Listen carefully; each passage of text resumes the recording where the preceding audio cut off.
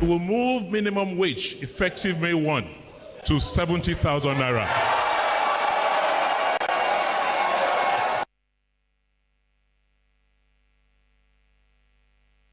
We will move minimum wage effective May 1 to 70,000 naira.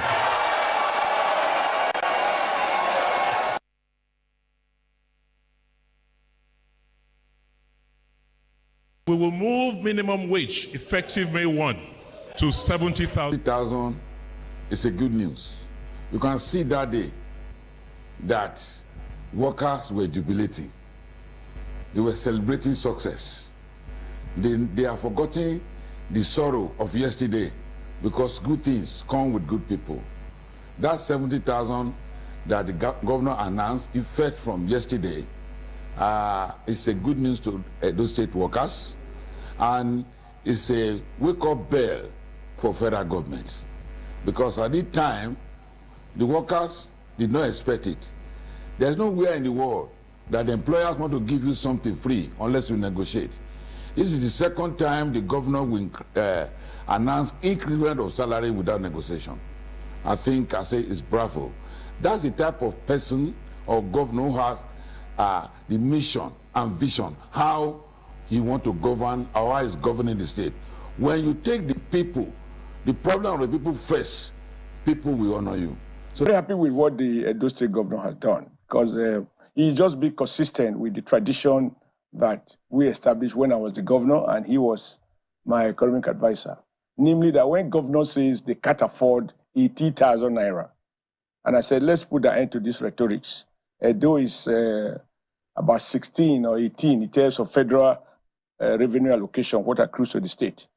And if states that are earning almost double revenue from oil, I argue they can't pay 80,000, then I decided that we can pay, and we started paying 25,000 naira, which was about 33% increase on the minimum wage. And the good thing is that my successor, Obaseki, sustained that tradition.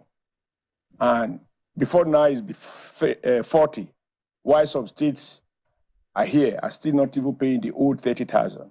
So Edo State government go increase minimum wage to 70,000 naira, and if federal government impose a higher amount, we go make necessary adjustments. Edo Governor Godwin Obaseki talked this one for the commissioning of the Edo State Labour House complex when he named after Edo State former governor Senator Adams Oshomole. The building wey dey Temboga Ikpoba for Benin City go serve as the secretariat for the labor unions for the state.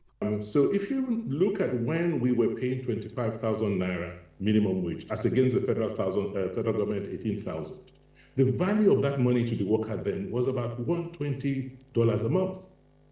When we increased minimum wage to 40,000 naira, the exchange rate at that time was 414 naira to the dollar. So the effective value was about $90. Even as at the increase of 70,000 naira, the effective value to the people were paid is about $55. So you can see how our people have gotten poorer over the years. So we have a draft revised budget, which we will send into the House of Assembly in the next few days. But we had anticipated that this would happen. Don't forget, we've been watching the economy very closely, and I have made comments about the economy in the past. So once these measures were undertaken last year, we knew and anticipated that we'll come to this, and we started making plans as a state. Well, the problem is most of my opponents are financial illiterates, so they will have challenge understanding what we're doing. The money is there. We are meeting our budgets, and all we're doing is reallocating, moving monies from operating expenses to salaries, because that's where the need is most today. But I tell you what we have done. Because we knew today will come, we said, how do we reduce the cost of governance? How do we reduce the cost of running the civil service? So we've made certain strategic investments. For instance, Edo is paperless. That means we're running a very digital economy that's very efficient. So we're not spending money on stationery, we're curtailing travels.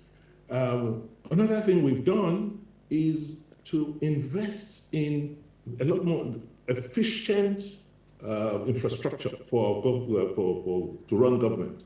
So most of our workers now work out of 6 hubs: the Secretariat Hub, the Agric Hub, the Hub for Health, the Hub for Education. So we're able to contain and manage, our costs. So we do not buy diesel because we have Osioma power. So most of our government offices are powered from an IPP. We have our own internal transport system, our own hailing service like an Uber, where if a civil servant wants transport to go and do any work, all they need to do is go to an app and apply, and a driver and a car will be there to take it to work. So we've redesigned government and made it a lot more efficient and cheaper to run. So we're able to make some savings as a result of all of this, and those savings we're now moving to paying better salaries for our workers.